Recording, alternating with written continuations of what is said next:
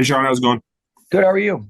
Good, thanks. You got any injury updates or news in terms of your fitness?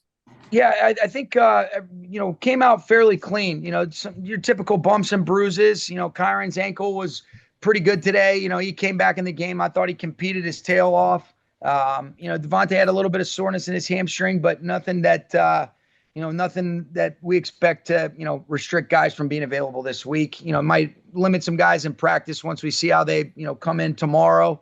But nothing that we expect to affect game statuses for Arizona. Okay. In the big picture, is there anything about this game defensively that stands out to you in terms of the way you guys were able to execute or not execute? I know that it's come down to individual execution a lot, but like they had a lot of yards on the ground, a lot of fourth down conversions. Did you see anything in particular that was a theme there? Yeah, no, I thought it was consistent with kind of what we talked about after the game. They did a good job of being able to just kind of stay committed to it. It wasn't anything crazy with some of the explosive, but there was a commitment with 37. They had 37 carries. They ended up having 3 kneel downs at the end, but just some leaky yards. I think, it was a collective effort. There are certain things that we can do to help improve overall, but it was just not the level of execution that we're accustomed to. I think the best thing is that our players and coaches are more connected. There's an ownership, there's an accountability, and there's a security to acknowledge where we can improve and move forward. And that starts with us as coaches, and then the players have total ownership and an understanding of where we can improve. And then, like I said, they made some plays on some of those critical downs, 1 third down and 2 fourth downs, which led to explosive touchdowns. And so it was a team. As a team, we didn't do enough, and we didn't do things that we're accustomed to doing. And this is a great opportunity for us to be able to respond. But you don't take away the credit for the Panthers, for the job that they did. But I think there's all things that, with the appropriate urgency, the right ability to be able to give our players solutions, both tactically and fundamentally, that we can improve and play at a higher clip. Thank you. You're welcome. Stu. Hey, Sean, just what was it like seeing Xavier Smith contribute in the passing game the way he did, especially with those explosive catches, the 51-yarder and I think 34 as well? And he did a great job, and that's what he's done, whether it's as a returner, whether it's as a gunner, when he's gotten his opportunities as a receiver, he's just consistently delivered. It was a great job by Matthew, on the catch and run on the sideline that recognizing 5-man rush that kind of played it deep to short with the concept. And he, was disciplined. I think what's cool about that is that was the first play after we had thrown the interception of Mike Jackson, and Matthew's a stud with how he responds to everything. Great job by X. And then the 51-yarder was a great job, tracking the football. They lost the integrity of the top shelf of the coverage. Matthew recognized it. And it was a big play on a 2nd and 10. This team has shown resolve and resiliency in games and, in weeks following games like this throughout the season. Just how do you draw on those experiences, knowing that they've shown this resiliency before as you address them this week? Just like that, previous experience is the best indicator of what future outcomes can potentially entail, but you earn it. And like I told you guys, I love this football team. I love these players. I love these coaches. I like what we're made of. And I think that, you get a chance to be able to learn about people when you go through some challenging setbacks or moments. And I think this group is well equipped to be able to handle it. You have to do it. It's not about any words. Seen is better than said. And I'm excited about, the way that they came in today, the way they lifted, the way that there was a extreme ownership and accountability from coaches and players of where we can improve. You don't need to make stuff up, but let's acknowledge some of the things that we didn't do at the level that we had been accustomed to doing, particularly during the 6-game win streak. And how do we get back on the right side of it and recommit to doing it and understanding, where everybody's ownership lies. And that's our only focus and concentration. We'll put this game to bed, and then all hands on deck as we move our focus and concentration towards the Cardinals. Thank you. Appreciate it. You got it. Nate. Hey, Sean, it was a big day for Blake Corum on, limited amount of reps. Just what did you see when you watched it back that kind of let him to be as consistently explosive as he was? Yeah, I think he did a great job. I thought Kyren ran really well. I thought we got, great removal and knockoff. I mean, the long run that Blake had when we were kind of backed up to start that drive. I mean, what a great job of him recognizing, everybody's getting connected. And then he winds that thing back, and you see Jordan Whittington as a motion player get a knockdown block and how excited he gets. But I thought Blake ran hard and physical. His touchdown run was outstanding. And he's just playing with confidence that's been earned through how he works. But I really thought, the offensive line, the tight ends, and the receivers did a really nice job. And then the backs being able to press it based on where their landmark was, what the point of attack, and what concept we were running. I thought both Blake and Kyren did a great job. And as a young running back, he's still obviously learning and growing on some of the other areas, receiving and pass pro. Just where do you kind of think he's at this stage of his development? Oh, I think he's growing every single day. When you're conscientious and you're wired like he is, you're going to get better. And I've said this to you before about Blake, and I feel this way about so many of our players. You just bet on people like this. Their mental toughness, their resolve, their ability to put the work in and earn that confidence and have that consistent growth that's reflected by the way that they attack their craft with the deliberate practice. I think he's doing an excellent job. I'm really, Ron does an excellent job with that room as a whole. And I think Blake is just continuing to ascend, and that's what you want to do. Gary? Hey, Sean. Hey. Do you plan on activating Tutu Atwell this week, and will he play on Sunday? Yeah, we're we'll see. It's one of those deals like I told you guys afterwards. I love Tutu. Love everything he's about. Would like to be able to figure out a way to get him going and get him involved. And if that fits for the collective relative to the 48, and there's a lot of factors in that, and once we get going on the game plan, want to try to be able to figure out how to do that. But have to be able to, have some other things that are in alignment before I can give you a clear-cut answer on it. And I mean, you guys made a pretty significant investment in him during the off season. Is the problem that he can't play special teams in a role that you guys would need him to, and you're so deep at receiver that there's just not room to activate him on a game day? Yeah, I wouldn't say no. There's not a problem. He's done everything he can control. What's unfortunate is you get a hamstring and you're out for an extended period of time. And then, certain roles and rhythms are established relative to, special teams and how Chase and Ben are fielding, certain groups where you're pulling from both offense and defense. All right, what does that look like with some of the mid skill that you have up from running backs and tight ends and your inside backers? And so there's a lot of layers to it. Some of which, he just has no control over, and that's the unfortunate thing. But we want to be able to figure out how to get him up, Gary. It's just a matter of, what it looks like that isn't exclusive to him, but how it affects a lot of different things that have to do with teams, have to do with different positions, how many guys you're going to carry, whether it be from your defensive line, from your outside linebacker room, from your back end. And, so there's a lot of moving parts relative to figuring out not only your 53, but more importantly, your 48 and your guys that got a jersey on game day. How did you evaluate and your defensive coaches evaluate how Ahkello played in his role? He didn't play a whole lot of snaps, didn't see a whole lot of action. Obviously, the one screen that they ended up hitting for a touchdown early on when we kind of had the overload from the boundary, we can be better collectively there, with people at the point of attack, but it was good to be able to get him back out there. And he did what, he was capable of and just wasn't kind of at the point of attack in a lot of different situations. That's one that he'll tell you, hey, got to be able to have good block destruction, come off and try to be able to make a tackle there. Thanks very much. You're welcome. Wyatt? Hey, Sean. What did you see from kind of the 4-man cornerback rotation? And how was that kind of different than what you guys had employed previously? Yeah, I think, what you saw was, Forbes and Jacoby ended up playing the majority of the snaps. Jacoby obviously played inside at the slot a little bit. D. Will did a good job with, the snaps that he could and that he had. And then, Ahkello, I wanted to say, played like 15 snaps. I want to say D. Will played around 28. And then Jacoby and Forbes were the high numbers. I think Jacoby came out with like 40 and Forbes was in the 50s. So, I thought those guys did a good job, and Aubrey does an excellent job of having a feel for the flow of the game. We always have plans going in, but this week we'll see if there's any different approach, but it's always going to be geared towards what's best for that particular matchup and our players. And it seemed like another good game for Warren McClendon. What's kind of like the biggest area of growth you've seen from him this season?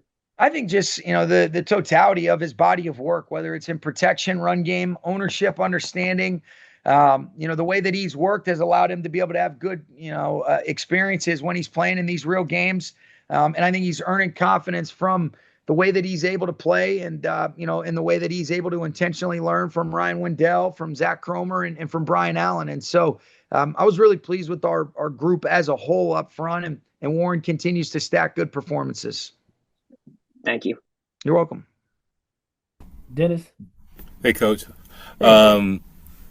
What's been the key for Kyren and Blake being able to flourish together in their growth in the backfield? Well, I think, they're doing a great job. I think they've just consistently improved, and that's consistent with their competitive character and the way they go about it. And then football is the greatest team sport that there is. I think, you're getting, some good looks, and they're working in coordination and collaboration, particularly as it relates to running the football with the offensive line, the tight ends, the receivers. Matthew's getting us in and out of a lot of the, favorable looks that we want based on if we're calling a couple different runs in the huddle or couple, a pass to a run or vice versa. And so they're just executing. Ron does a great job with that room as a whole, and I've been really pleased with them. And the follow-up, we had talked about the defensive leadership. Who has stepped up so far in Quentin's absence? Yeah, I think, obviously we've talked about Landman and Kobe Turner. I think Cam Curl is another guy that does a great job with the leadership. He's got great ownership of what's going on, great communication. I think when you're at that safety position, you're naturally thrust into a communication role, just kind of where you are in the formation and what roles and responsibilities you have relative to the communication that's required.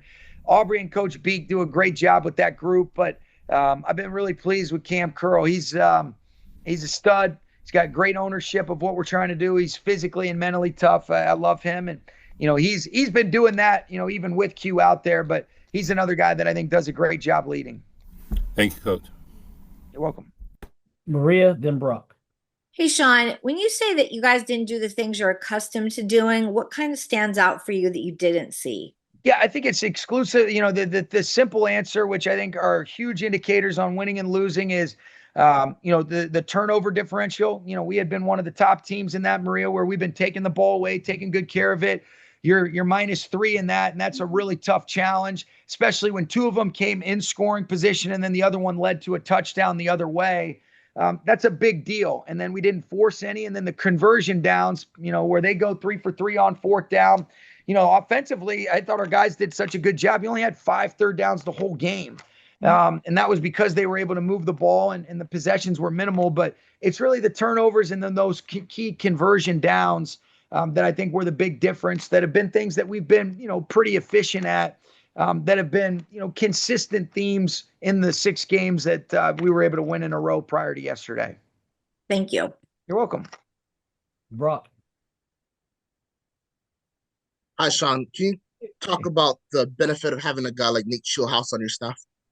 Yeah, he's a great coach. He obviously great leadership, great capacity for the game, similar to a lot of our other great coaches. First and foremost, great character, but there's an ability to be able to connect, with all different types. There's an ability to own the game from an all-22 perspective.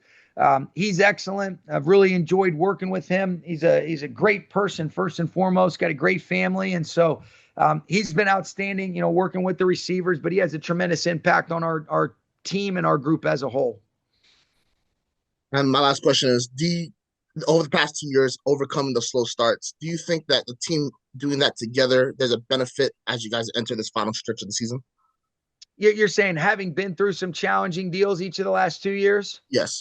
Yeah, I think previous experience, when you can draw on it and understand that, hey, every single year and each game and each day is a new day. But when you have previous experiences to draw on that give you resilience, they allow you to be able to, understand that, you're not going to let people write the narrative for you. You're going to move forward, control the things that we can control, have great focus, concentration, and urgency. I absolutely think there's been resilience and a mental toughness that has been, developed from the guys that have gone through that, because your previous experiences shape you if you allow them to. And we're always trying to learn and grow. And I think in a lot of instances, there was a ton of growth and a ton of learning for the right reasons throughout those, adversities that, that we had to overcome from the way that those seasons started.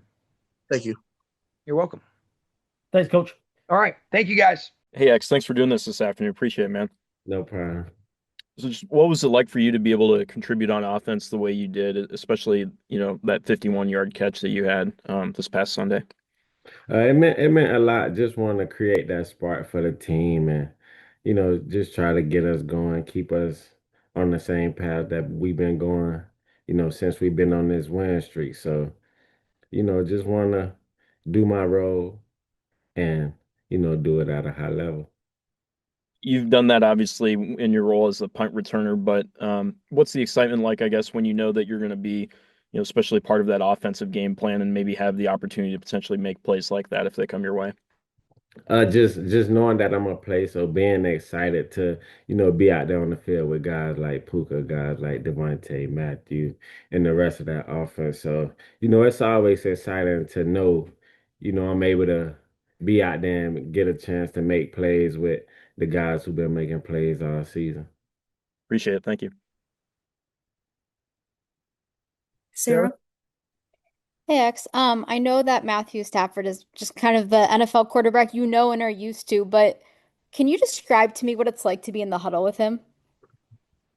Sometimes nerve-wracking because he say the plays so fast and the plays extra long. So, sometimes it's a lot, but also just, you know, I guess you could say like a dream come true, being able to play with somebody who's going to be in the Hall of Fame and, you know, potentially win the MVP this season. So, man, it means a lot. And, I wouldn't take it for granted to be in the huddle with Matthew. When he's going through those long play calls, how would you describe his demeanor? Uh, demanding, demanding for sure. Just taking command of the huddle, taking command of the offense as a whole. That's the leader and he's the one we following. So, he's setting the tone when he's calling the plays and then, it's on us to follow and execute those plays after that. Yesterday he kind of took a lot of responsibility for the three turnovers. What was kind of, if you've talked to him since, or just kind of the message after the game of how you guys move on from yesterday and for the rest of the season? Just keeping the same energy that we've had throughout this entire season. So, it was one game and we're gonna move on with the right attitude, with the right mindset and, you know, take it one day at a time to where, we can make things happen this upcoming week. Thank you. Gary? Hi, Xavier. Thanks for doing this. What do you think has been like the biggest jumps you've made kind of through your years with the Rams to get where you're at now? What do you think are the main things you improved on since you've been in the league? Just understanding the offense as a whole and, you know, making that jump from college to the NFL where it's a different game, the speed is a little different. And, a lot of times people always say the NFL is 90% mental. So just increasing my knowledge of the game and, just becoming more comfortable within the offense as a whole. Um, how has, if at all, has Tutu kind of helped you meld into the offense and understand that stuff? Man, I always tell people when I first came, that was one of the first guys who kind of just, took me under his arms and wanted to, see my potential and just want me to learn the offense. So ever since my first day, he's been the guy that's kind of led the way for me. And I watch him do what he do on a consistent basis. So when it's my time, I just want to kind of follow those same footsteps and you know do it just as good as he does it. Thanks very much. No problem. Wyatt? AX, could you kind of just take us through, what you were seeing on that 51-yard catch and how that play unfolded? Just that Puka and Tay they get a lot of attention. So, they kind of created that opening for me to kind of receive that 51-yard reception. So, I thank both of those guys for grabbing that attention to allow me to be open down the field. And a lot of guys have talked about just how Sean McVay has been able to, give people belief in themselves. And wondering if you have an example of maybe him doing that for you, not just, as a punt returner, but, as someone who can contribute on the offense. Just always constantly preaching that word that we are built for it. So just understand that, I'm built for these type of moments, and he's been preaching that on a consistent basis. So it's only right that I believe that when it's my time to get out there and perform during those opportunities. Thank you. Yeah, so kind of going back to Tutu, can you kind of expound on what his impact is in the wide receiver room in general, just from your perspective? Just you know, being that deep threat, being that speed player, but also the guy behind the scenes who lifting everybody up, making sure everybody is playing at a high level, but bringing that energy, bringing that fun atmosphere. So a guy like that is irreplaceable, man. And whether he's making the plays on the field or off the field, it's definitely taking a toll on this receiver room. And you know he's behind the scenes right now since he hasn't been on the field, but you could see the love, the passion that we are playing with. And having a guy like that in the room makes it a lot easier. And then with that room in general, different people, perspectives, so on and so forth. How does Eric Yarber design that room and keep things flowing as the season kind of goes along? Just building that culture, man. The way he built that room, playing for each other, playing for one another. And you could just see the way we play for each other, the way we block, the way we run after the catch. All of that is kind of, what he preach on a consistent basis. So, when it's our time to go out there and do what we have to do, then we do it at a high level because, somebody like Coach Yars just bringing that energy on a consistent basis. Hey Cam, just I asked Coach McVay about this earlier, but obviously you guys have been resilient group many times throughout this season already. Just how do you draw on that experience this week, especially coming out of yesterday and trying to move forward and respond the right way? Always resetting back to the basics. We feel like we could have played a better brand of Ram football last week. So going into this week, that's all we're trying to do. Thank you. Gary? Hey, Cam, thanks for doing this. Um, what, I mean, I know you guys are moving past it, but maybe reviewed it today. What was the problems yesterday for you guys on defense? Um, just not being ourselves. I think it was just a lack of communication. I don't think it was, nothing out the norm that they showed or did that just, confused us. But it was just we just wasn't on our P's and Q's. I know you guys have talked about, coming together to fill in the absence of Quentin Lake. Mhm. Do you feel like you guys felt that his absence a little more yesterday, or was it just a matter of not executing, what you guys Yeah, were trying to do? it was more of not executing. Mhm. So when you're going in now against Arizona, and you're trying to rebound, what kinds of things have to change for you guys to get back on track? Preparation and practice, just overdoing it. And last week wasn't a slouch week or we didn't have a down week. It was Mhm. just more of now we got to just emphasize it more, knowing we, came up short from that happening.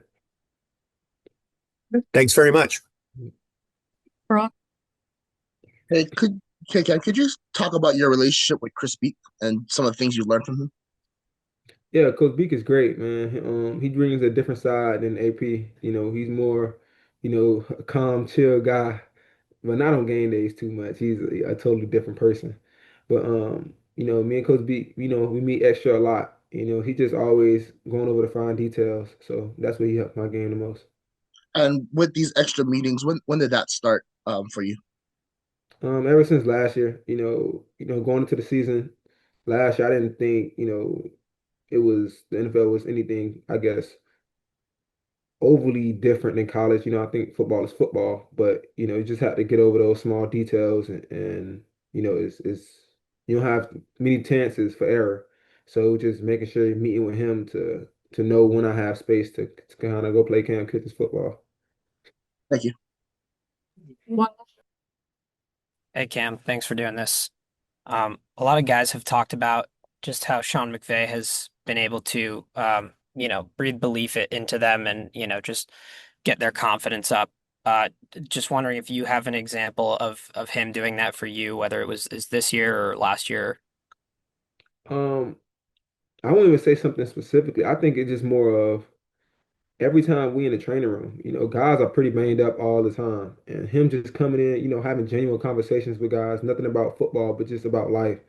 I think that brings joy to me, especially when, kind of when you're dealing with certain stuff, when I was dealing with certain stuff, just checking up, making sure we always good. So I think that's the biggest thing with me. And then, when you miss plays that you know you're supposed to make, he just comes to you and let you know he still got that same confidence in you and just wants you to go play free.